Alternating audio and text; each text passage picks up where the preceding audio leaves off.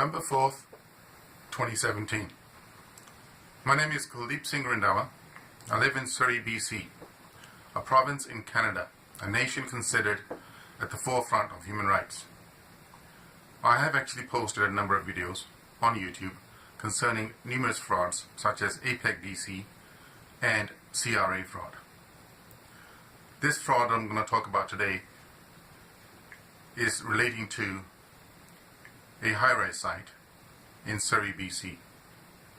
It involves a former brother of mine. I say former because I no longer consider him as a brother. And having given numerous opportunities to end this matter, he has not. This is a company that was established back in 2003, Gateway Building Management Limited. The only assets that were purchased under this company were two sites adjacent to each other. That was essentially the high-rise site. This project commenced on an email agreement because of limited time prior to the purchase of these lots. And then eventually the process was essentially to proceed with the design, raise funds, and then basically a mortgage was taken by myself, living in Canada, from Surrey Metro. Later, Surrey Metro became Coast Capital, so the mortgage was then refinanced again. And then eventually, when things did not go as planned, I refinanced again from a private lender, Conconi FT Holdings Limited. The focus of this video is to describe how some of the frauds are continuing even today, despite repeated correspondence to the court, to the Chief Justices, and also the registry staff. What was this dispute all about? It was a dispute between my former brother, from hereafter I will call him as Majid, and myself. The dispute was essentially, we were going to build a high-rise site. One does not purchase a piece of parcel which is prime location in Surrey, where a high-rise site is going to be constructed, and then wait. That just simply was not part of the agreement. And so the basis of this dispute later on resulted in a major dispute because of the court actually involving itself in fraud with lawyers who are permitted to go to court and present fraudulent affidavits, and the facts are withheld, and some of these facts are actually known to the judge who was seized in these proceedings. That judge was Judge Bernier. When a judge withholds information from the orders made or from the reasons of judgment, that is a judge who is being biased. We have a procedure here in BC under the Supreme Court rules that if a litigant is not happy with a judge, that judge can be recused. So by way of example, let's suppose that shares are being stolen, or money that is owed to me is not being returned because of deception, and the judge is aware of this. So then that judge, technically speaking, is involved in that fraud. So who decides whether this judge should continue in these proceedings? The same judge who is biased. The reasons for his bias could be numerous. It doesn't matter what the reasons are. What matters is, in a courtroom, matters have to be decided based on merits, and facts have to be considered. And that's what a trier of fact does.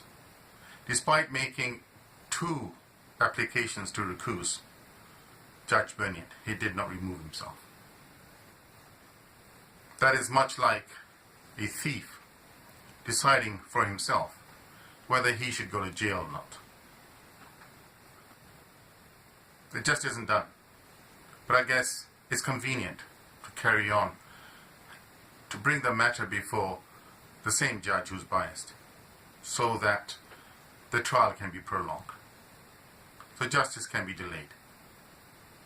And so when one writes to the Chief Justice, that justice should understand that I'm complaining against a judge who's involved in improper acts, who's breaking the law. And that law has been broken within the courts, just as someone is stealing something from a superstore. And the sheriffs who are alerted to this problem do nothing. So, the first application, when these lands were being sold, after many, many years of not following the agreement in which Manjeet has clearly breached, in which he continues to make statements, continues to have discussions with family and relatives,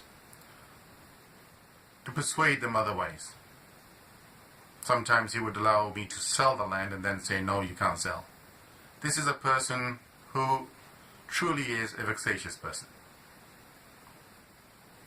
And so the first, when the property was being sold, a litigation had commenced by Manjeet.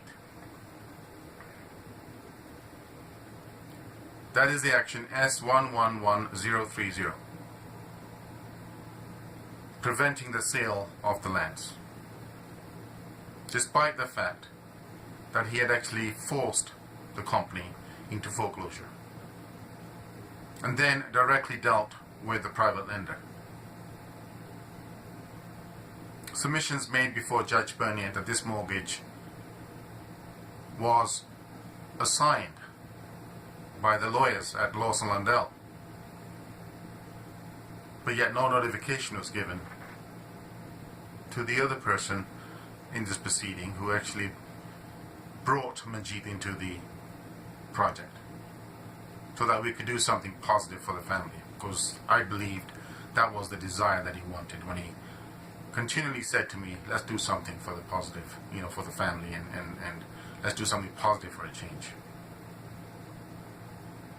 So have we done that now? Have we achieved our goals? Prevented Kuldip from moving on in his life, and who continuously gave you respect, and you continuously deceived him and his family? Who does this? Who are you? Now this matter is not going to end. It's going to go on for a number of years. And now you will have to pay in damages. Okay?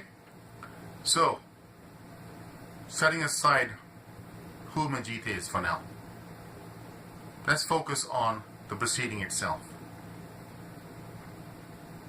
First application, I consented to the injunction because I believe the courts were about resolving problems, resolving disputes, to save the court's time. So the injunction was registered so that all litigation matters are concluded between the parties.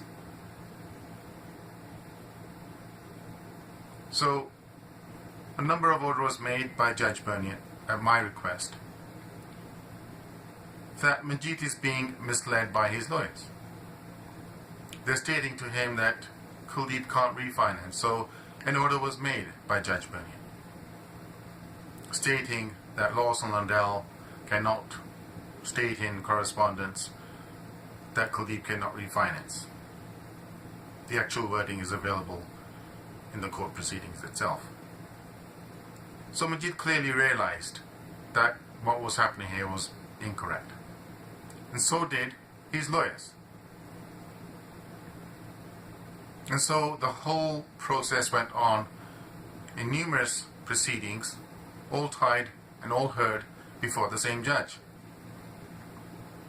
That presumably is the reason why a judge is seized, so that he can understand the case better, as opposed to the matter going before different judges in various times.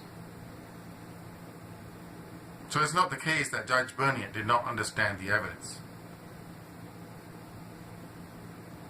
And now, after filing a substantial affidavit to Parliament, stating to them the various problems taking place in my life in BC, that some of these problems are associated with an APEC BC fraud. Because in order to conceal that fraud, it is important for me to be financially burdened so I can fight the fight, rather than investigate the fraud that's openly taking place and which RCMP is not going to investigate, and so the crimes are convenient to commit. And so an order was made,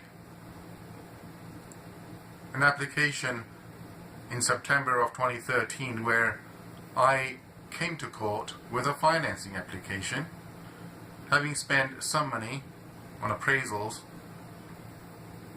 and then that finance application was refused.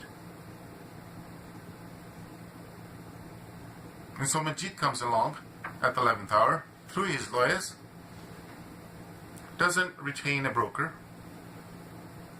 He types up on a piece of paper, when you need a broker in British Columbia. And that 2-page or 3-page letter that was typed up and signed by him allowed him to provide additional funds. And those funds were nowhere near to what should be raised for doing a high-rise design. So Judge Bernier allowed his financing and denied my financing application. And then he goes ahead without considering all of my contributions and makes a shareholding order in December 31st, 2013. So to determine the shareholding, a simple equation is used. And this equation is something like this. If Kuldip contributes $1, he gets 1 share. If Majid contributes $1, he gets 1 share. So to consider this, one has to consider that, is this a means to establish a shareholding of 2 parties, or is it a means to commit fraud and deny one person's shareholding in not considering all of his contributions? Because the intent is, if you're going to do fraud, you need some mechanism to do fraud, and so one says $1 equals 1 share. And so who decides the intent here? How does one establish that a judge of the court is going to give justice, or is he going to give injustice, denying one's shares and true contributions are not considered? So there's a process that one needs to understand here. That when an order is made, it would be a lengthy order if all of the facts are stated in that order. So to keep it short, the order itself is 2 or 3 pages. But the basis of that order is in the reasons of judgment. The reasons of judgment consider all of the contributions and state the true facts. And if a judge is biased, then those facts will not be truly represented in the reasons of judgment. So let's not talk about those, because that would be a matter for the Court of Appeal, which I could have done In fact, I may have done on one application only to find that the judges of the Court of Appeal are no different, where a judge of the court has involved himself in fraud. So, the evidence considered by the judge are clearly stated in the reasons of judgment. If you look at those facts, look at those numbers, one will decide that the loan that Manjeet had given Kuldip at time of purchase, without stating the correctness, I will say the amount $37,500 for sake of discussing this matter here. The actual amount is different, but let's just say it's $37,500. According to Judge Bernier, he's repeatedly stated that the loan was not paid out by Kuldip. My position is clear enough that it was, and that is exactly what is stated in the reasons of judgment when you consider my contributions. So did Judge Bernier not see those contributions that I made in 18 months? And some of the items that he had allowed for me, when you sum it up, that loan was paid out in excess. And then those contributions that Kuldip had made continued beyond the 18 months. So now, Manjeet actually owes me a loan, which if you carry all the way up to the time when the Conconi mortgage was taken by me, for the best interest of the company, in which Manjeet received close to $50,000 from that financing. But the contributions that I made have not been adjudicated, and my loan that he owes me has not been even discussed. And since his loan to me of $37,500 at time of purchase was considered his shareholding, when it should not have been, because that loan was returned, so the order made by Judge Bernier contradicts itself, because it states at time of purchase each person is 50% shareholder, despite the fact that there's no shareholders agreement. So everything is decided on an email agreement dated January 23rd, 2003.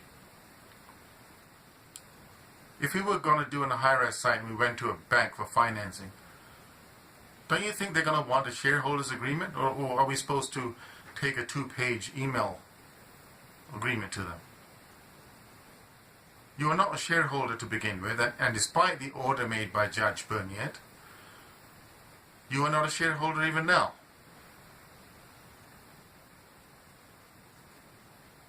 So, Chief Justice Christopher Hinkson provides an order, ex meremoto. He provides this after my affidavit to Parliament, because I could not attend court in January in 2 matters because of 2 ICBC accidents. Despite my friend going to court delivering documents that I cannot attend, and I'm opposing these applications, that application was heard despite my evidence provided by my ICBC lawyer, Mr. Randhawa from the Randhawa Law Center in the York Center. And so that evidence was ignored. Perhaps they expected me to come there in a wheelchair. And because I'm injured, I can't think right, because I'm stressed out. So you expect me to appear on those conditions. And so Judge Bernier clearly allowed my applications to be heard. which because of my physiotherapy, I requested a delay because I could not attend court, and nor would any lawyer act for me because I think they've been told to stay away. So access to justice, there is no access to justice. That's what I originally thought. But I still turned up on June 8th before Judge Murray, the judge that was appointed by Christopher Hinkson by orders ex Marimoto in the proceedings S111030, which is Manjeet's action against me, and also another order in the proceeding S123329, which is the action that I have against Manjeet allowed by Judge Bernier. The fact that those orders were made by the Chief Justice indicates that the matters have to be adjudicated. And so I was assured that even though this is a Vancouver proceeding, the matter was brought before Judge Murray when she was sitting in New Westminster to hear another matter that was ongoing. And so this matter was set prior to that other hearing in another matter concerning other actions at 9 o'clock. The only application before her on that day was my action S123329, in which I was requiring a judicial inquiry for adjusting the shares to tell Judge Murray that my loan that Manjeet owes me has not been adjudicated. And if you consider that loan, that's my shareholding.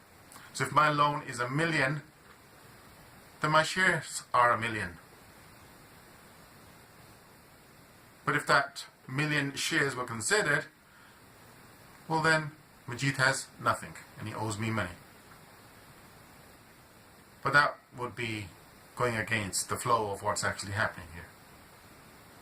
Because the intent of these proceedings was not about giving me justice. It is about causing me harm through relatives who cannot see beyond their nose. All they see is how much money through greed that they can make. And so this cultural exploitation is taking place. It's also taking place within the religion itself, in which we don't care about what's happening around us. So it continues. And because we're not going to speak out, because we are being oppressed and then suppressed, it's convenient for them to carry on, especially when Sikh politicians are not going to speak out either. So, in the end, when I protested that this is my application, as was shown on the trial record, that trial record was changed after the fact, and that I cannot have my application, which is set for 1 day, be heard in 45 minutes. So I was seeking an adjournment. Then all of a sudden, the lawyer gets up, acting for Lawson Lundell, who also was responsible for the APEC BC matter, and starts to sell the lands. My first appearance before Judge Murray was supposed to be a case planning, so we can decide what applications are remaining, and I get arrested because I decided that I wanted to call the police. So I dialed 911. It's my right. The fact that the crime is taking place in a courtroom should not make any difference. You cannot commit crimes in a superstore, and you cannot commit crimes in a courtroom. And so the sheriffs took me down. And I was put in a cell with handcuffs and mistreated in the cell as well, except for those sheriffs who did offer me some juice. But that juice was delayed because I said, I'm not having a great day here. What did you expect me to say? That I'm having a great day? That I'm happy about what's happening here? You expect me to lie over there as well?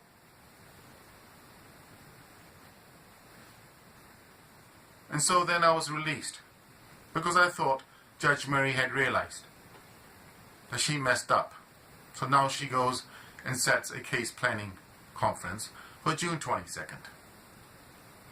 And on June 22nd, I turn up, and we're searched. Me and my friend, we're searched like we're some criminals.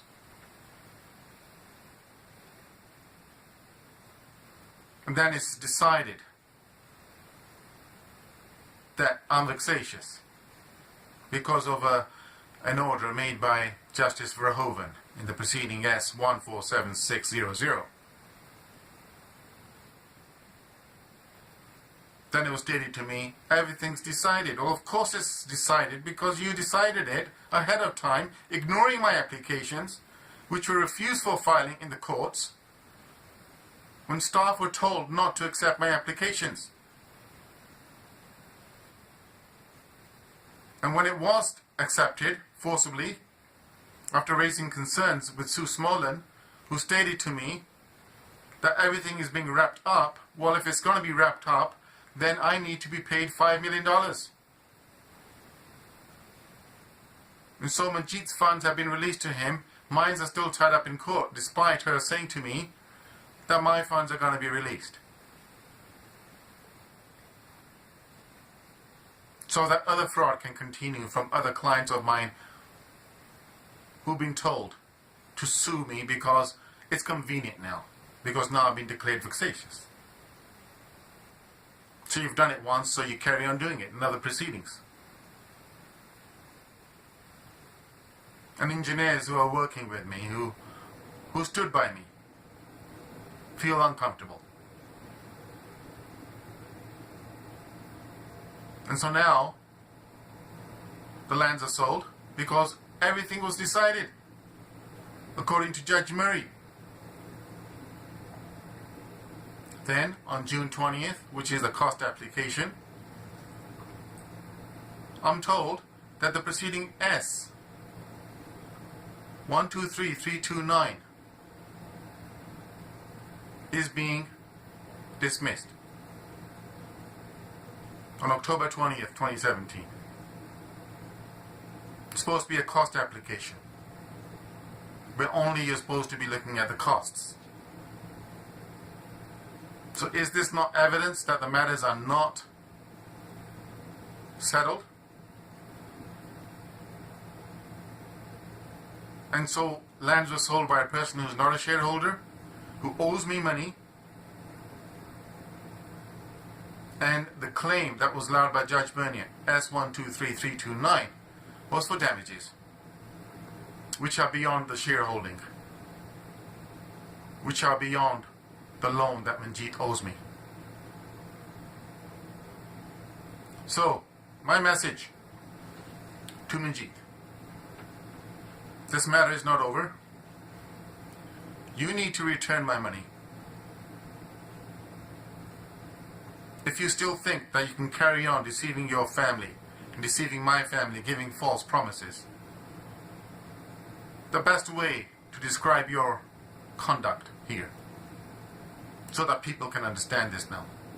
Eventually, hopefully they will understand. It's like the boy who cried wolf. And all the villagers came out because they're concerned that this boy was being attacked by a wolf. So they came running out. But to this boy, it was just a joke. It was just a game he's playing. The fact that people were being dishonored, disrespected, who were coming out to his aid, it didn't matter to him. And so he does this again and again. Until one day, the wolf does come. And so this boy is crying, top of his voice, "Wolf, wolf, come, help me." And then no one comes out. Because they know this guy is not worth listening to. they know he's just telling lies.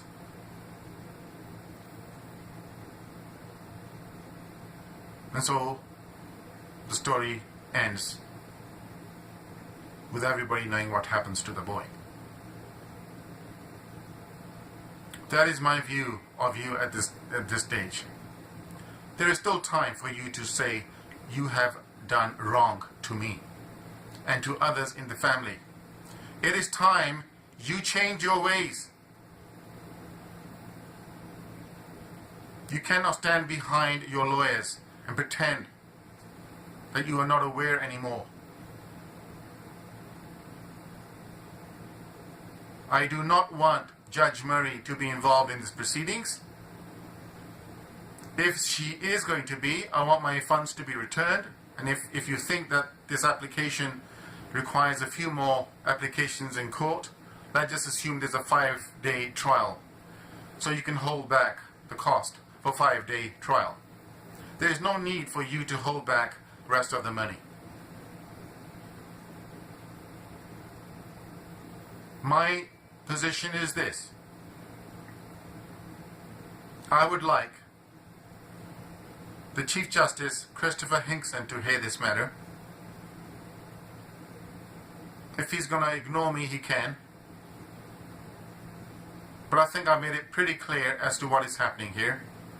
The world knows about the residential schools. We all know what happened to the First Nations. We all know what reputation it has affected Canada, a nation that's considered as a democracy. There is now another matter that needs to be sorted out, and that is the crime houses in Vancouver. The crime houses are the Vancouver courts. This is not a place where justice is done. This is a place where crimes are continued conveniently because no one's going to investigate it. And my assault in court on June 8th, 2017 has to be settled. So my appeal to Canadian Parliament is this matter should be investigated. I'm requiring the Right Honourable Justin Trudeau to issue an executive order so that this matter can be investigated. This goes all the way up to the Law Society. When Brent Lowen intervened into these proceedings, when the Law Society was not even in the style of clause, this is an indication that there is a major fraud in these proceedings. The matter was investigated by the Law Society, they will tell you that. But what they will not tell you is that the whole investigation was really an indirect disclosure of my position on the APEG matter and the gateway fraud and the other projects in which interference has been done. A person under these circumstances cannot operate his business, but despite that, I'm doing so under Ekima Consultants Inc. I'm asking my clients to bear with me a little longer. This is not a nation that can go on like this. We have just celebrated 150 years of Canada existing. There are those in this nation that are remembering 150 years of oppression. I want Canada to exist. I want the Sikhs to coexist in peace. We are not bad people. Don't exploit our culture anymore. We have given a lot to this world. I don't think the world even realizes what we have given. We are still giving. We want to work with you for a better world. Canada has that position. The Queen also can intervene. I think she has realized the mistakes of the past and has apologized to the Sikhs, which I am grateful for the attacks that took place in India. Well, close to 2,000 Sikhs were killed by a general of the British Army. I need not mention his name. If that apology was given genuinely, I think we need to build a better world, starting with Canada and starting helping the Sikhs get their nation, because I think they do deserve a nation of their own. We always talk about the Sikh nation, but the truth is we do not have a nation.